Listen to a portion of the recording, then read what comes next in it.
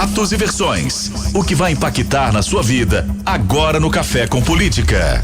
No Café com Política de hoje, a gente recebe aqui no estúdio, candidato ao governo de Minas pelo Partido Liberal, Carlos Viana. Bom dia para o senhor, candidato. É um prazer tê-lo aqui. Bom dia, Thalita. Obrigado mais uma vez a toda a Rádio Super. Obrigado a todos que estão aqui. Agradecer a possibilidade de conversarmos sobre Minas Gerais, né? Agradecer ao vereador Vitor, que está comigo aqui de Betim, nos acompanhando, liderança jovem da região metropolitana. Vou dar bom dia também para o nosso editor de política, Guilherme Ibrahim. Bom dia, Guilherme. Olá, Thalita. Olá, Patrícia. Olá, senador. Muito bom dia. Guilherme. Senador, quero começar falando com o senhor sobre a escolha do vice na chapa que o senhor disputa ao governo de Minas, a escolha de um coronel reformado da PM, Coronel Vanderlei. E essa categoria, né, a categoria policial que foi tão presente nas críticas feitas ao atual governo. Queria começar falando com o senhor exatamente sobre essa escolha, o motivo de ter uma pessoa que representa a classe policial hoje para disputar o governo do estado. Bem, Paulo, Patrícia, o Guilherme estão aqui também. A questão do Coronel Vanderlei foi uma surpresa muito boa. Nós, nesse fechamento da chapa, naturalmente que enfrentamos vários problemas. O atraso, as definições aconteceram muito tardiamente e, naturalmente, a ação do governo que fez com que os parlamentares hoje, que já estão no mandato, todos eles tivessem grandes somas em dinheiro como emendas. O governo estadual alega toda uma série de problemas de dívida para não cumprir determinados compromissos com os servidores, mas quando é na reta final, entregou tudo que podia, até do Fundeb. Pegaram o Fundeb com quadras, reforma de escola, isso se transformou numa moeda política muito importante. Você pega a Coab, por exemplo, que sempre teve uma tradição em construir casas populares, reduziu o déficit habitacional. A Coab vem vendendo terrenos de uma forma absurda e hoje está na mão de um partido político. São mais de 100 cargos para cobrir apenas o espaço de algo que na política é o que há de pior. Porque a gente faz política com base, com apoio, isso é da natureza. Agora, vem um partido que se diz novo, diz que não vai fazer e que de repente começa a trazer para o jogo político o dinheiro que o Estado não tem. Isso tudo a gente se questiona, mas foi um dos grandes impeditivos. Tanto que nessa reta final, por exemplo, a União Brasil deixou, né? Não ficou com ninguém, mas por quê? Tem também ligações com o atual governo. O próprio DC, que é um partido pequeno, mas que era importante numa composição, também tem interesses no governo. E isso nos deixou com uma opção de gente muito firme. E o Republicanos ofereceu o nome, foram 3 numa lista que nós conversamos, e eu entendi que o nome do Coronel Vanderlei seria muito bom, porque primeiro prestigiaríamos a segurança pública, que é algo importante da gente decidir e que podemos falar até mais em profundidade a hora que desejar, e firmarmos essa parceria com o partido já para definirmos e oferecermos a Minas Gerais os nomes. Tanto eu quanto o Coronel Vanderlei tivemos uma boa conversa, estivemos juntos já e definimos com muita clareza. E deixei muito claro para ele também que ele soma a uma caminhada de quem ama Minas Gerais. Nada melhor do que aquele que dedicou uma vida inteira profissionalmente a isso. Então vamos para essa definição que você teve com o seu candidato a vice, senador. Qual é o objetivo e em que, do ponto de vista eleitoral, o Coronel Vanderlei pode atuar? Ele tem uma vida na Polícia Militar de mais de 30 anos. Você está buscando uma interlocução melhor com as forças de segurança pública? Você está buscando alguma interlocução em espaços, por exemplo, de grupos religiosos, em que ele tem também uma representatividade? Qual é o objetivo de ter o Coronel Vanderlei Amaro exatamente na chapa? Bem, vou começar pelo que você colocou, grupos religiosos. Eu não escondo de ninguém que sou evangélico. Sim. Né? Sou batista, membro da Igreja Batista da Lagoinha, não me envergonho do Evangelho de Jesus Cristo em lugar nenhum desse mundo, né? Muito menos em qualquer cargo. Então a primeira coisa que nós precisamos quando a gente começa a caminhar é ter alguém que seja líder, que vá pedir a Deus sua vida, né? Que não vá ficar atrás ali querendo te apunhalar. Isso aí é uma das coisas mais difíceis, não vejo os suplentes. Suplente é um problema sério, o camarada tem que estar pedindo a Deus todo dia para poder segurar. Então eu preciso de um vice, precisava que fosse uma pessoa que se juntasse a mim na mesma visão de fé e na mesma visão política. Segundo, essa questão das forças de segurança, nós não podemos deixar de resolver esse problema. Como nós vamos resolver o problema isso é uma das missões que o Vanderlei terá, juntamente com o Coronel Márcio Santana, que hoje é meu braço direito no gabinete, foi comandante da PM 6 anos. A minha ideia, Guilherme e Patrícia, é nós entregarmos um modelo de gestão da questão do pessoal da PM, das polícias civil, que seja um modelo definitivo, que passe para resolver a questão das aposentadorias, do sistema de previdência, mas definitivamente. E com os servidores, e aí eu falo com todos, não estou falando apenas com os policiais, com a força de segurança. Eu entendo que é função do governador não só manter o salário em dia, isso é obrigação do Estado. O servidor não tem culpa da bagunça financeira que muitas vezes as gestões deixam para trás. Qual é o primeiro passo? A minha ideia é todos os anos nós repomos ao funcionalismo a inflação. Se nós dermos aos servidores o direito de um reajuste inflacionário anualmente planejado dentro, isso já diminui a pressão de uma forma. O que nós não podemos é constantemente estar vivendo essa 50 mil policiais numa rua, policiais e manifestação. A sociedade precisa de segurança, nós precisamos de estabilidade. Então, minha visão, tenho conversado com os coronéis, tenho conversado com as entidades que representam a tropa. Nós vamos buscar uma solução definitiva. Qual ela será planejada dentro do que nós encontramos, que a gente não tem nem dados hoje sobre conta do Estado. Se eu disser assim, eu vou dar aumento de salário, eu estarei mentindo, porque a gente precisa reajustar, mas quanto? Não sei. Vamos ver o caixa do Estado, mas que nós vamos resolver essa questão definitivamente. Vocês podem ter certeza que eu vou entregar para um grupo muito especializado a busca de soluções e o Estado vai cumprir. E vamos conversar com a Assembleia. Só para eu ter claro, o senador, quando o senhor fala de possibilidade de termos reajustes de reposição de inflação, estamos falando apenas para as categorias militares ou estamos falando para todo servidor? Todos os servidores. É muito importante dizer hoje que o Estado vem passando por uma desestruturação que em determinados pontos é necessária, porque você precisa abrir algumas áreas à iniciativa privada, a terceirização, isso é necessário, mas existem outras que o Estado não pode abrir mão. A questão, por exemplo, hoje da educação pública. Vamos falar, os nossos alunos de 0 a 10 tiram 4. Minas já teve um dos melhores ensinos públicos do Brasil. Hoje nós nem sabemos, Thalita e Patrícia, por quê? Durante esses últimos 2 anos, a única coisa que o Estado fez para os alunos da rede pública foi dar uma apostila. Então aqui, as mães principalmente, que hoje a maioria dos lares é sustentado por mulheres. Eu tenho um compromisso que eu quero deixar claro aqui. Eu sou aluno de escola pública, estudei aqui, no bairro Amazonas, num lugar chamado Confrade Antônio Pedro de Castro, que está caindo aos pedaços, inclusive. E que eu quis mandar algum dinheiro e fizeram uma má vontade absurda para poder arrumar a escola. Eu tenho um compromisso com as jovens e os jovens das escolas públicas de formar esses alunos para uma profissão. Hoje eles saem sem saber nada, nem ler nem escrever. O Estado vai trabalhar a educação pública, nós vamos fazer uma revolução na educação pública para que a gente possa tirar esses alunos da escola depois de 3 anos com um diploma profissionalizante, com proficiência em português e matemática. Esse é um compromisso que eu tenho. O segundo ponto, a extensão rural em Minas. Há um desmantelamento absurdo da Emater e da Epamig, gente. Nós temos 853 municípios em Minas, a maioria deles com agricultura familiar, pequenos produtores. Sem a Emater e sem a Epamig, a gente não gera riqueza local. Porque a visão do milionário, Guilherme, o sujeito que nasceu rico, que não é problema não. Um país que tem muitos ricos é sinal de uma economia forte. Mas a pessoa nasce rica, estuda na Inglaterra, manda os filhos estudar na Inglaterra. O camarada tem uma conta onde um negócio dele valeu mais de 400 milhões de reais. Qual é a sensibilidade que essa pessoa tem hoje para poder entender a importância de uma escola pública na vida de uma família? Nenhuma. Quando você pega um partido de paulistas que vem para cá, pega a CEMIG, leva o patrimônio da CEMIG, faz um acordo com a IBM de R$1 bilhão e depois ainda terceiriza empresas mineiras que faziam o mesmo serviço. O que é isso? Quando fala assim, vamos vender a Copasa por qualquer preço, vai no Mucuri, uma região de Minas Gerais esquecida, abandonada, vai no Jequitinhonha, onde a maior parte não tem rede de esgoto em casa, tratado. Aí essas empresas não podem ser vendidas assim. Você vai no Noroeste, tem lá, chega em Patrocínio, mais de 200 pivôs de energia parados por falta de energia. O pessoal quer produzir, a CEMIG não consegue. Por quê? Má gestão.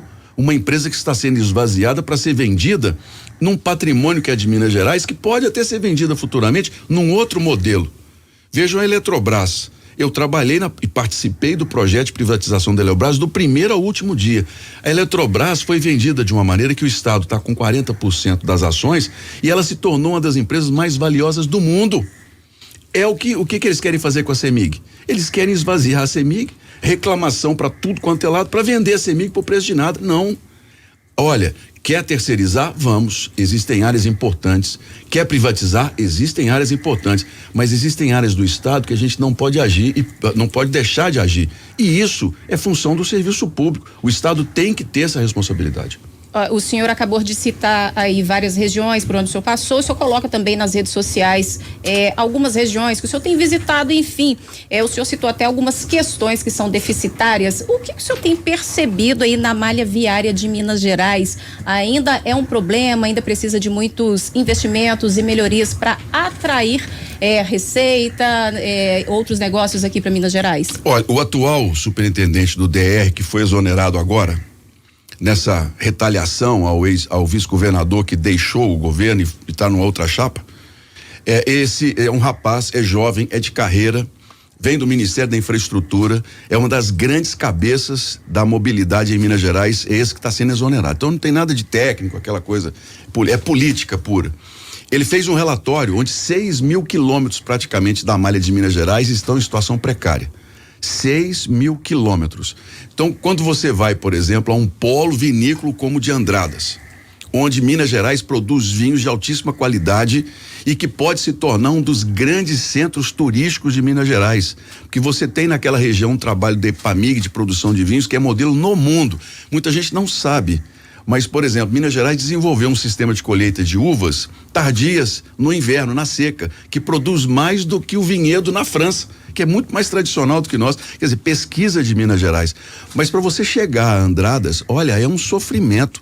Estrada sem acostamento, buraco para tudo quanto é lado, não há um programa de desenvolvimento. Os paulistas chegam lá em vans porque eles estão perto de Campinas.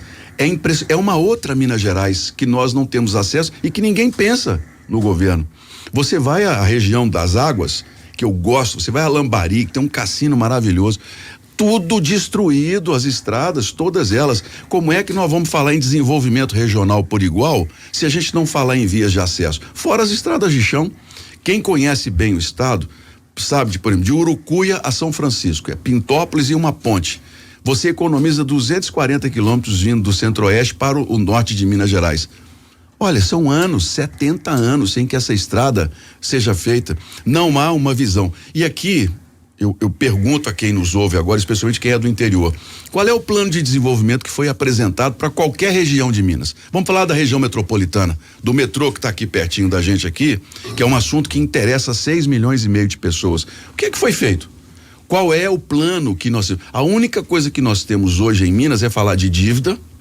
A única coisa que nós temos é falar em vender o patrimônio de Minas que está sendo entregue aos paulistas e, em terceiro lugar, pegar o pouco dinheiro que tem e entregar para fazer política de reeleição do atual governo. Agora, senador, quando você fala sobre as estradas, inclusive há a questão de incentivar aí até o comércio do turismo, né? A exploração turística aí em Minas Gerais, porque é o que se fala muito hoje. Minas tem um potencial enorme, mas as estradas, com a situação que está, é alvo de reclamação. E falando em estrada, chegou uma pergunta de ouvinte, a gente vai priorizar e a gente faz questão de priorizar aqui. Bom dia, amigos da Rádio Super. Qual a posição do candidato Carlos Viana sobre as concessões do governo de Minas de rodovias? O governador Romeu Zema trouxe um paulista, Fernando Marcato, para ser secretário da área de infraestrutura. Uma pessoa que não conhece as peculiaridades de Minas Gerais e vem fazendo aberrações, como, por exemplo, a concessão da 365, que o governo federal repassou ao estado para ser concedida e a Justiça Federal paralisou o processo por fragilidades jurídicas. Muito obrigada, atenciosamente, aqui é o Cristiano de Patos de Minas. Ô, Cristiano, muito obrigado. Conheço de perto a 365. É um trabalho que nós fizemos junto ao governo federal para reorganizar a malha federal em Minas, entre uma nova concessão da 040 entre Rio, Belo Horizonte, Brasília, que é um erro que foi cometido e tem 10 anos que a gente paga pedágio daquela estrada.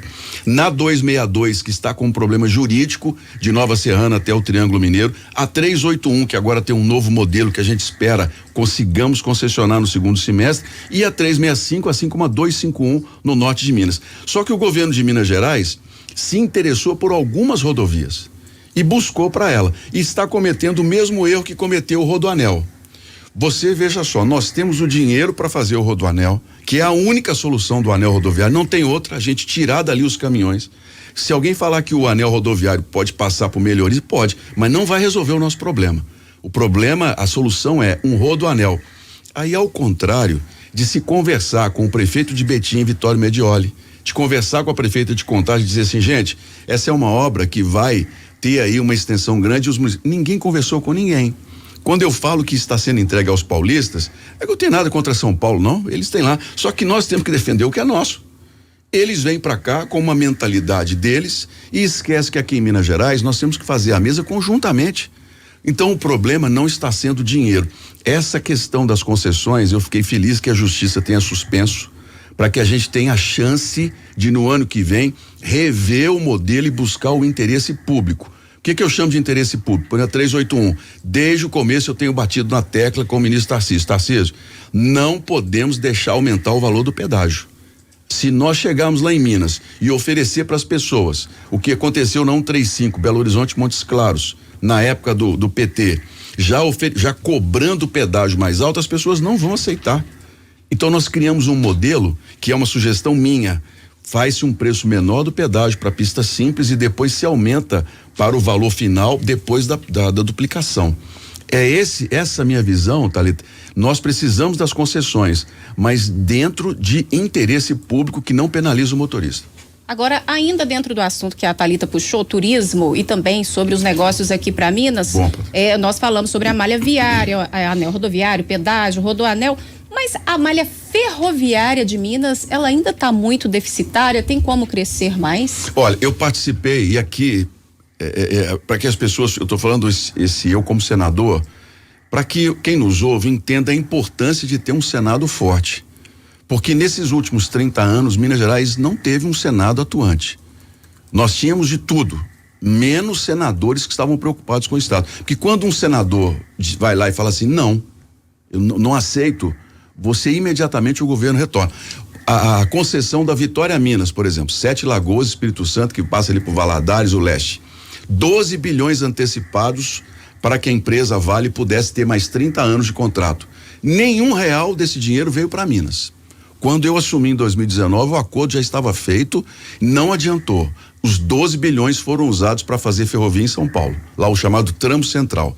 Agora veio a ferrovia Centro-Atlântica, Anápolis, 7 Lagoas. Esse processo veio para minha gaveta. E eu falei, ministro, enquanto nós não acertarmos aqui 50% desse dinheiro para o Estado, nós não vamos votar esse projeto. Esse projeto ficou na minha gaveta 3 meses, até o ministro Tarcísio concordar. Hoje Minas Gerais vai receber 5 bilhões em investimentos, Betim vai receber, Itaúna vai receber, são 120 cidades impactadas pela ferrovia. Por quê? Porque teve um senador que foi lá e falou assim, olha, eu tenho interesse pelo meu estado, esse dinheiro aqui não vai completar a ferrovia em São Paulo, tem que vir para cá. Depois que nós fizemos esse acordo, aí nós soltamos para votar o marco das ferrovias. Minas Gerais tem 4 grandes investimentos que serão autorizados, não serão mais concessionados. Concessão é aquela história assim, o governo cria o interesse e licita. Autorização não. O empresário diz assim, eu quero construir uma ferrovia em tal lugar.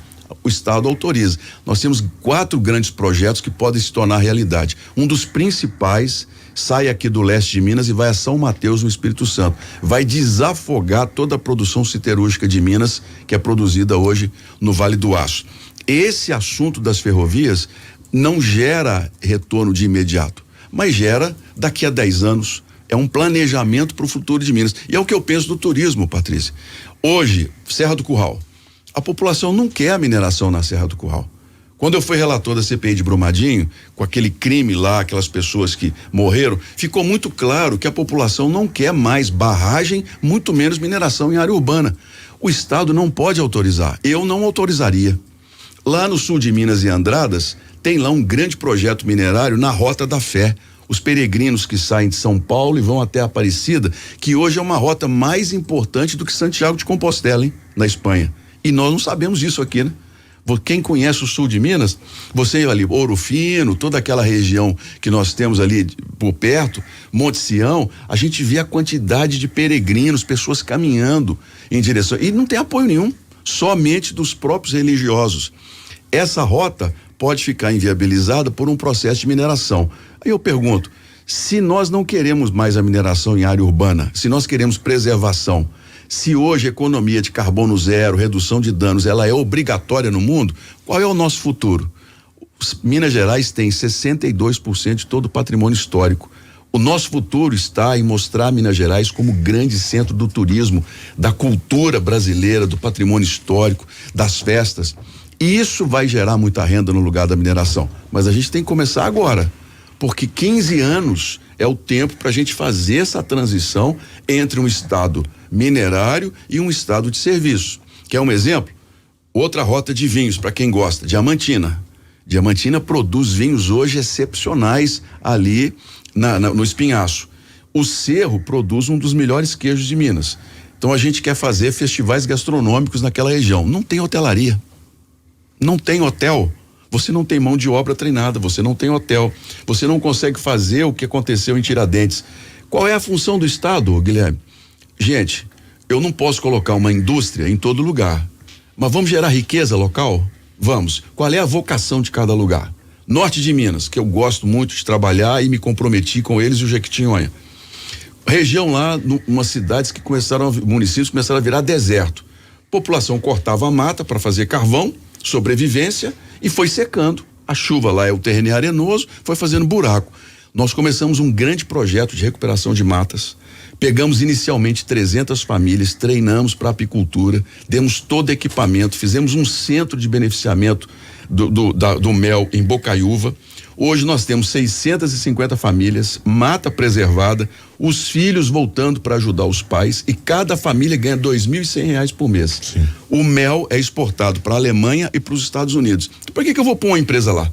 Viana, eu vou aproveitar para puxar aqui novamente a nossa conversa para o campo político. Vamos. Porque estamos começando a campanha a entrar em tração na próxima semana, inclusive Sim. da nossa cobertura aqui da Sempre Editora. O senhor inaugurou na última semana, na sexta e depois no domingo, primeiro ato como confirmado como o palanque do presidente da República aqui em Minas Gerais, em Montes Claros e aqui na capital mineira. Antes disso, houve uma série de acenos, mesmo com a participação do senhor em eventos com o presidente da República, de algum alinhamento do presidente com, ou pelo menos não sendo refratário à figura do governador Romeu Zema. Chegou a usar aquela expressão do time que está ganhando não se mexe em frente a uma plateia de empresários. O senhor teme que um eleitorado que já tenha uma predileção pelo governador Romeu Zema e pelo presidente Jair Bolsonaro não se sinta mais confortável para migrar para o senador Carlos Viana, agora palanque do presidente da República oficialmente? Está acontecendo ao contrário. Os eleitores que estavam observando apenas um lado dessa moeda começaram a observar o segundo. Terça-feira, por exemplo, eu estarei com o presidente de Juiz de Fora. O presidente, ontem nós definimos o horário, chegará 13h e vamos fazer lá o primeiro grande ato da campanha do presidente minha, lá em Juiz de Fora. O que eu queria, Guilherme, e consegui, era a chance de competir. Porque desde o primeiro momento o presidente foi muito honesto comigo, como ele é. Ele chega até a ser grosseiro na palavra dele, mas é muito melhor lidar com uma pessoa que você sabe quem é e a forma como ele fala, do que um que fica te elogiando, dando tapinha, depois te dá rasteira. O presidente falou: olha, no dia 2 de abril, o grupo do Partido Novo não quer me dar apoio em Minas. Eu preciso de um palanque. Agora, se houver um acordo, a gente recua. Perfeitamente, presidente. Estou aqui porque a minha missão, e eu não escondo isso, é ajudar a reeleger o presidente Bolsonaro. Eu sou vice-líder do governo. Todos os projetos que eu apresentei, o governo me deu apoio, e grandes projetos. A questão do metrô aqui tem 2,8 bilhões que eu consegui com o presidente, hein? Porque qualquer um que vier falar aqui que arrumou o dinheiro tá mentindo. Quem arrumou o dinheiro fui eu. 2,8 bilhões. O único projeto de trens urbanos votado no Brasil foi o meu, do metrô da capital, e o presidente entregou para o governo em setembro do ano passado, lembra? Lá no Palácio Tiradentes. Esse dinheiro está na gaveta até hoje. E quem anda de ônibus aqui na região metropolitana, Betim Neves escreve na minha rede social assim: os ônibus continuam lotados, você não faz nada. Não é minha obrigação, é obrigação do governador. Se eu for governador, podem ter certeza absoluta que nós vamos trabalhar para esvaziar os ônibus, para as pessoas terem mais conforto. Como? Pelo metrô. Agora, politicamente, o presidente falou isso para mim. E eles vieram com uma estratégia até muito inteligente. Toda semana fazia um aceno. Aí o presidente esperava mais uma semana. Vinha o Valdemar Costa Neto, o Flávio Bolsonaro, vinha o Braga Neto, todo esse presidente, eles não vão fazer acordo, não vamos esperar. Aí na semana seguinte, o Zema dava mais uma cacetada no presidente. Aí chamava de novo, vamos tocar em frente, vamos. E eu tô tocando. Cada semana tinha uma coisa, era uma sexta-feira. Um dia antes da nossa convenção, o pessoal foi lá para Brasília desesperado, esse pessoal do Novo, desesperados, porque eles sabem que eles vão perder nessa história. E prometeram de tudo. Aí começaram a me prometer as coisas também. O que eu queria no governo para desistir? Qual seria a proposta? Que tipo de promessa?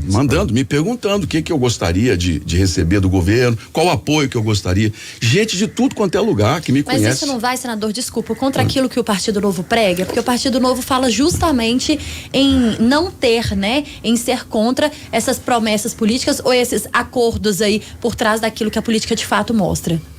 Uma coisa é você abrir o jogo. Eu, governador, eu vou conversar com a Assembleia. Vou, claro. Como é que eu vou governar sem a Assembleia? Essa canetada que o Supremo deu na questão do regime de recuperação fiscal é um desequilíbrio entre os poderes. O Supremo não pode fazer isso. O Supremo está legislando no Brasil. Não é que eu seja contra a justiça, mas esse Supremo que está aí tem dado mostras de decisões políticas que a gente tem que coibir. E nesse ponto eu tenho conversado muito com o presidente do Senado para ele agir. Falou: olha, nós precisamos agir. Aqui não se age sozinho, aqui se age em grupo. Isso aqui é uma casa, um parlamento. Mas o cabeça é que tem que colocar as coisas para falar: olha, eu não concordo.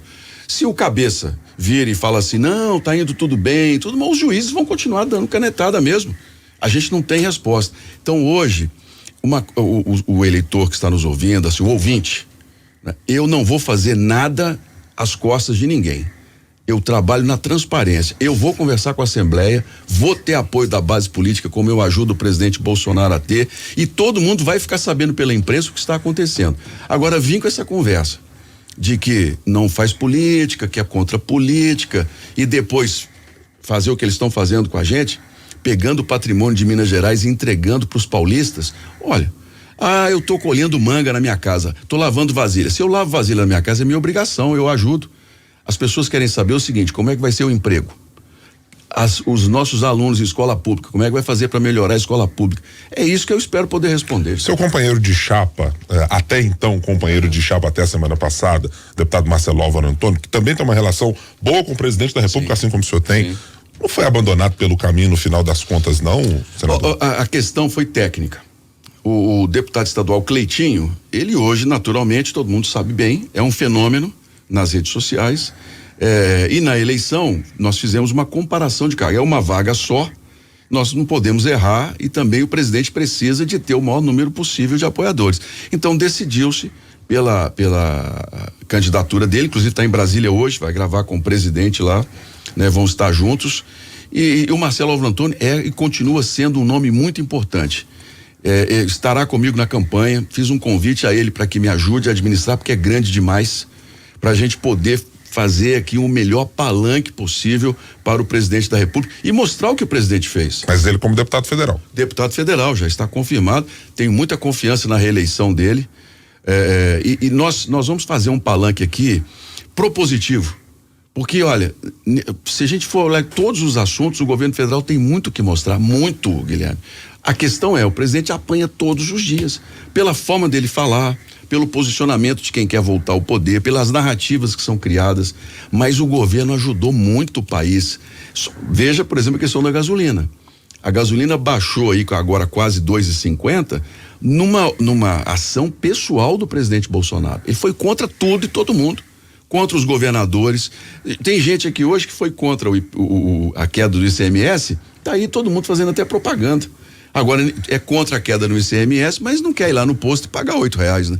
Quer continuar pagando o que a gente está hoje. Mas há uma conta que se o senhor foi eleito governador com uma queda de ICMS no estado, que está pendurado no Supremo Tribunal Federal por liminares, que terá também a necessidade de fazer um aporte enorme caso uma dessas liminares aconteça. Também do ponto de vista do Estado, eu sou como hoje um defensor do Estado de Minas Gerais como senador, também vai ter que equacionar isso com as contas do Estado, né? Eu tenho uma equipe trabalhando no plano de governo, já está pronto em parte, que tem trabalhado essa questão com muita tranquilidade. Primeiro, o governo de Minas Gerais pegou as verbas do governo federal, 4,5 bilhões para tragédias e só usou a metade.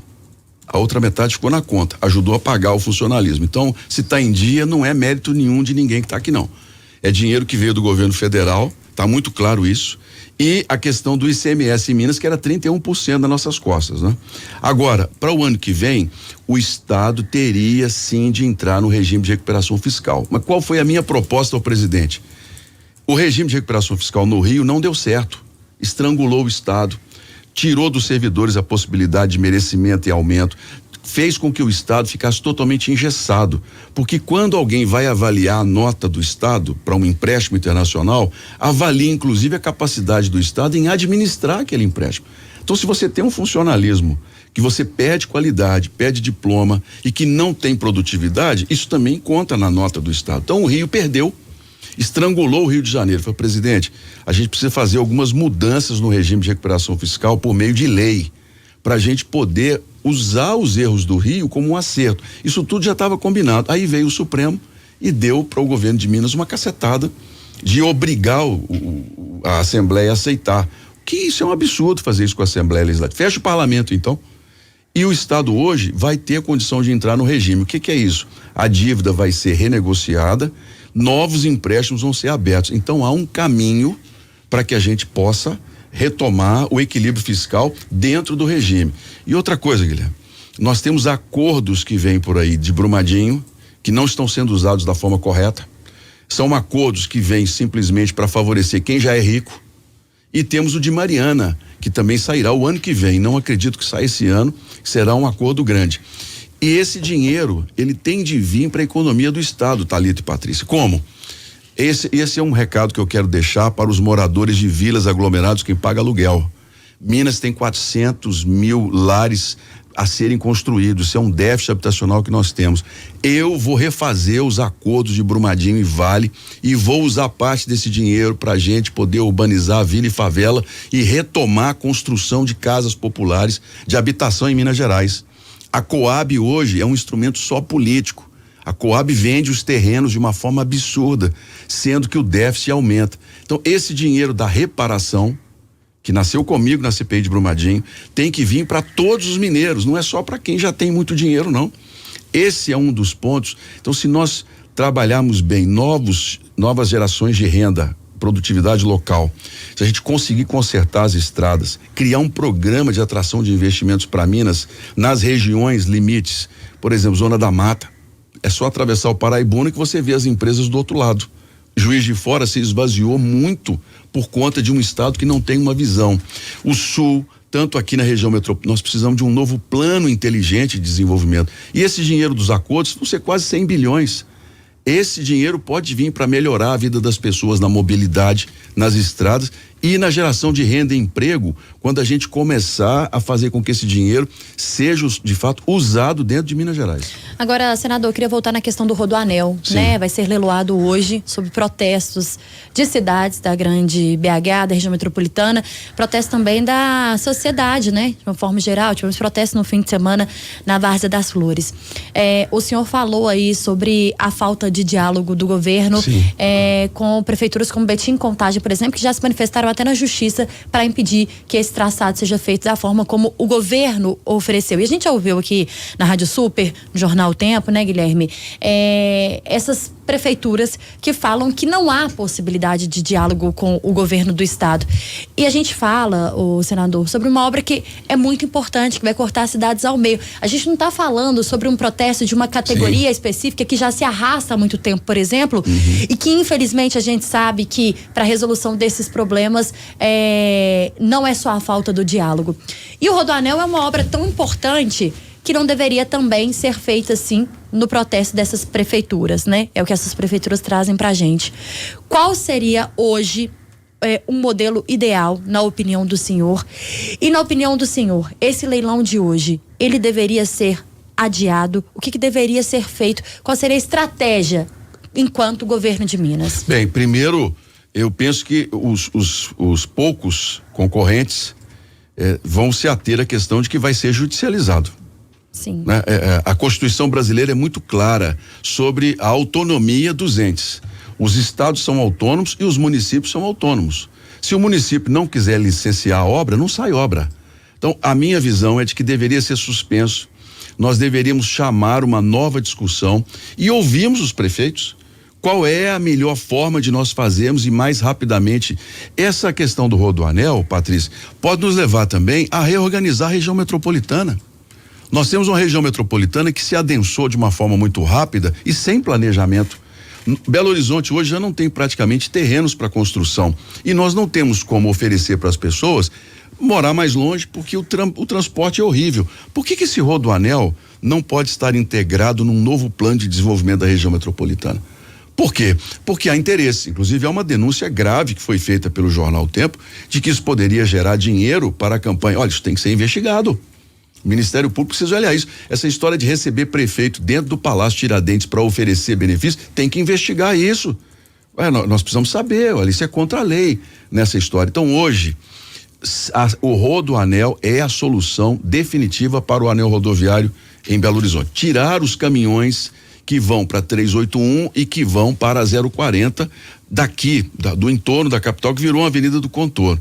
Mas isso não pode ser feito sem ouvir os prefeitos. E eu entendo que uma obra desse valor, que nós estamos falando aí em 10, 12 bilhões, é muito dinheiro.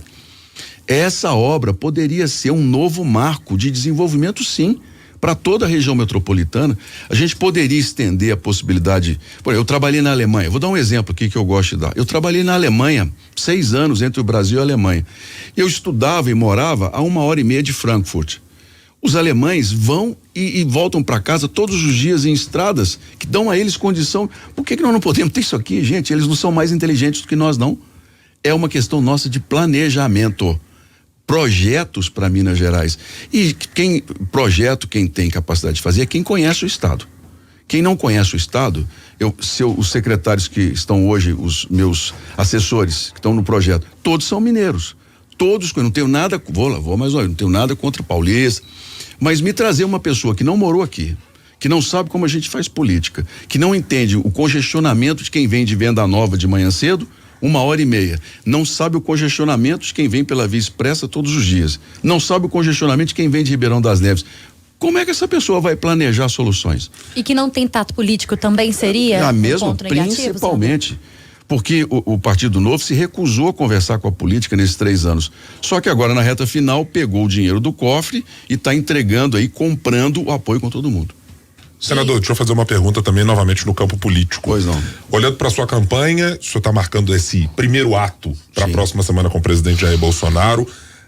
Hoje, de acordo com as pesquisas do Instituto Data Tempo, o senhor aparece na 3ª posição e, quando associado à imagem de que o senhor é o candidato do presidente da República aqui em Minas Gerais, o potencial de crescimento é para 2 dígitos, mostram os nossos levantamentos mais recentes. Quando é que o senhor imagina ser capaz de chegar nisso e qual é o patamar de Carlos Viana esperado para esse crescimento, para essa identificação do eleitorado com a sua candidatura e a do presidente? Olha, essas pesquisas têm mostrado pra gente algo semelhante ao que aconteceu comigo, senador. A ex-presidente Dilma, de triste memória, estava eleita, né? Todo mundo falava, a Dilma está eleita, hoje a Dilma ficou em 4º lugar. Quando a gente olha as pesquisas, 72% está indeciso sobre o voto. Então, esses 45 dias de campanha serão fundamentais para mostrar a Minas Gerais que nós não podemos errar mais 4 anos. Essa história de governo que não se compromete a fazer nada, isso acabou. Quem não se compromete a fazer nada nos atrasa 4 anos, e às vezes até mais. Porque quando a gente fala em mudar o perfil econômico de Minas, se a gente não começar agora, nós vamos para 20 anos. Então vamos começar agora. Quem está no ônibus lotado me ouvindo, quem está no congestionamento, está na hora da gente começar, porque ônibus é responsabilidade do governador. Ônibus da região metropolitana, é o governador quem resolve. Não é, cada prefeito tem o seu interno, mas região metropolitana é minha responsabilidade se eu for governar Minas. Então é hora da gente começar a mostrar para as pessoas, e é o que eu vou fazer, sabe? Eu já sou vitorioso, graças a Deus, já sou vitorioso, só de poder estar disputando aqui de igual para igual, de trazer minhas ideias, eu já me sinto feliz. Agora eu quero ganhar. Eu quero, porque eu não vim pra política pra me acomodar, não. Eu podia sentar lá no Senado 8 anos, ficar lá sentado. Lá naqueles corredores bilionários lá, quem não quer trabalhar não faz nada. Agora, quem tá disposto a mostrar a cara, quem tá disposto a pegar pra valer mesmo e arriar o burro, como dizia, né? O pessoal, meu avô era tropeiro, lembra desde o pai da minha mãe, tem que arriar o burro. E montar no burro, que não é uma montaria fácil não, o burro é duro. É pra quem tá disposto a trabalhar o dia todo. Eu estou disposto a nós pegarmos firmes na solução de problemas. Porque a gente perde tempo demais aqui em questões que, tô ficar olhando manga. Rapaz, vai colher manga, né? Mas vai trabalhar, pô. Vamos fazer alguma coisa. O povo está esperando que a política resolva os problemas.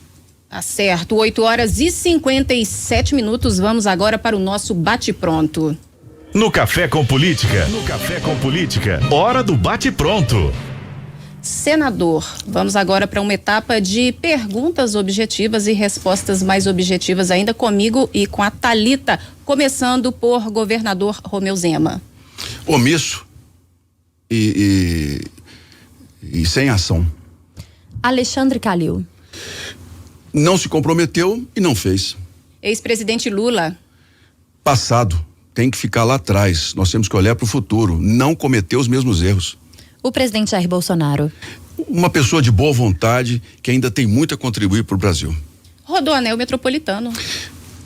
Uma obra fundamental que esbarrou na inépcia e na falta de diálogo. Estado e prefeituras, aliados ou cada um por si? Aliados, o Estado, ele é o grande gerador de projetos para o desenvolvimento das prefeituras. Senador e candidato ao governo de Minas pelo Partido Liberal, Carlos Viana, foi o nosso convidado de hoje aqui no Café com Política. Obrigada, candidato, pela entrevista do senhor. Seja sempre bem-vindo aqui à Rádio Super. Obrigado, Thalita, a todos da Rádio Super. Uma alegria ver vocês aqui cada vez, né, crescendo mais como profissionais, ao Guilherme, a Patrícia e as pessoas que nos ouviram. Obrigado pela paciência e tenham muita clareza. Eu vejo a política como solução. Política não pode atrapalhar a vida de ninguém.